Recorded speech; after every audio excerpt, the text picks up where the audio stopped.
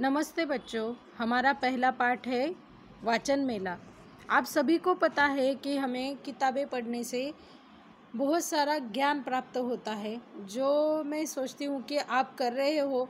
अगर नहीं करते हो तो आप बहुत सारी किताबें पढ़ने की आदत डालो। इससे क्या होगा, हमारा बहुत सारा ज्ञान हमें प्राप्त होगा और अलग अलग विषयों का ज्ञान हमें इससे प्राप्त होता है।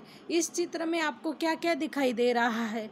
अलग अलग साहित्यों के, बाल साहित्यों के प्रकार दिए गए हैं इसमें।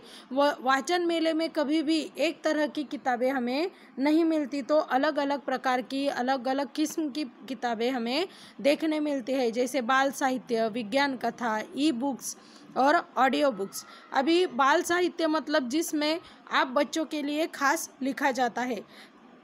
विज्ञान कथा का मतलब होता है जो कथाएं विज्ञान पर आधारित होती है, वह कथाएं।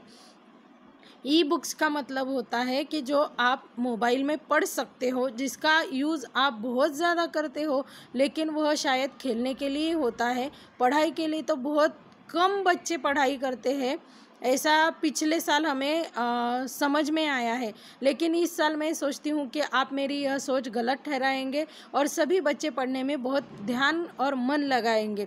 इसी के साथ में ऑडियो बुक्स भी है। ऑडियो बुक्स मतलब यह बुक्स कौन सी होती है जो आप सुन सकते हो, यह किताबें भी आप मोबाइल पर सुन सकते हो। बहुत अच्छी अच्छी किताबें होती है जो आपके ज्ञान में वृद्धि करती है। उसी के साथ में किशोर साहित्य भी है। किशोर साहित्य मतलब छोटे बच्चों के लिए जो लिखा जाता है, जिससे हमें अलग अलग विषयों की बहुत सारी प्रचंड जानकारी प्राप्त होती है। उसी के साथ में देखो, इस वाचन मेले में बहुत सारे बच्चे ग्रंथ दिंडी भी निकाल रहे हैं और उन्होंने क्या स्लोगन साथ में लिया है, देखिए तो ज़रा।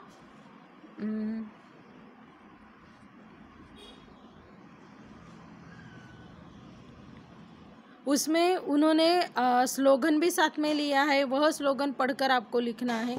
ग्रंथ दिंडी का मतलब होता है कि सभी लोगों को पढ़ाई के लिए, पढ़ाई मतलब पढ़ने के लिए आकर्षित किया जाए। मतलब आप जो पढ़ाई करते हो वह पढ़ाई तो आपकी स्कूली पढ़ाई होती है, पाठशाला की पढ़ाई होती है। इसके अलावा अगर आप कुछ नया अलग पढ़ सकते हो तो आप ज़रूर पढ़िए, आपके ज्ञान में वृद्धि होगी और आपको बहुत सारा ज्ञान प्राप्त होगा।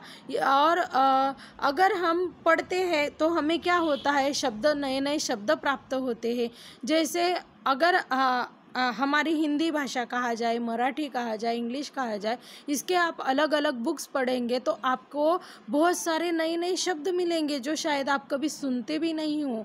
अलग अलग लेखकों की, लेखिकाओं की आपको बहुत अच्छी अच्छी साहित्य चीज़ें पढ़ने को मिलेंगी। और हर एक जो लेखक रहता है या कवि रहता है, उसकी एक अलग सी शैली रहती है जो वह आपको प्राप्त होती है और आपको समझ में आती है। इसलिए आप बहुत अच्छी अच्छी चीज़ें पढ़िए, सुनिए।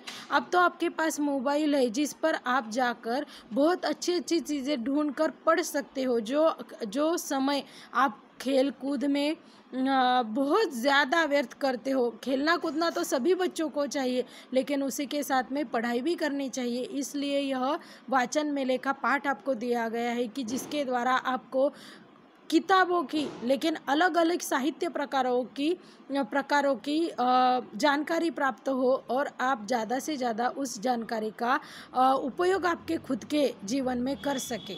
इस वाचन मेले का चित्र देखकर, पढ़कर, मैंने जो आपको चीज़ें बताई है वह सुनकर आपको आपके नोटबुक में यह राइट डाउन करना है कि वाचन मेला, इस चित्र पाठ में आपको क्या क्या दिखाई देता है और उससे आपको क्या क्या जानकारी प्राप्त होती है। उसी के साथ में आपको क्या अच्छा लगा इस पाठ में, वह भी आपको 5 पंक्तियों में लिखना है।